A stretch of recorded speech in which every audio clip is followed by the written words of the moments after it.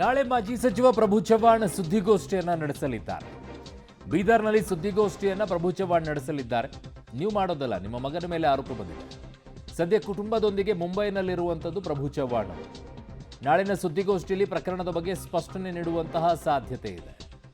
ನೀವು ಅದರ ಬಗ್ಗೆ ಯಾವುದೇ ರೀತಿಯಾಗಿ ಪ್ರತಿಕ್ರಿಯೆ ಕೊಟ್ಟರೆ ಯಾವ ಪ್ರಯೋಜನವೂ ಬರೋದಿಲ್ಲ. ನಿಮ್ಮ ಮಗನ ಮೇಲೆ ಇರುವಂತಹ ಆರೋಪ, ಅವನು ಕರ್ಕೊಂಡು ಹೋಗಿದ್ನಾ ದೇವಸ್ಥಾನಕ್ಕೆ ಇಲ್ವಾ, ಅಲ್ಲಿ ರೂಮ್ ಬುಕ್ ಮಾಡಿದ್ನಾ ಅಥವಾ ಇಲ್ವಾ, ಆ ರೂಮಲ್ಲಿ ಇಬ್ಬರೇ ಇದ್ರಾ ಅಥವಾ ಇಲ್ವಾ, ಅದು ಸಿಂಪಲ್ ಕ್ವಶನ್ಸ್.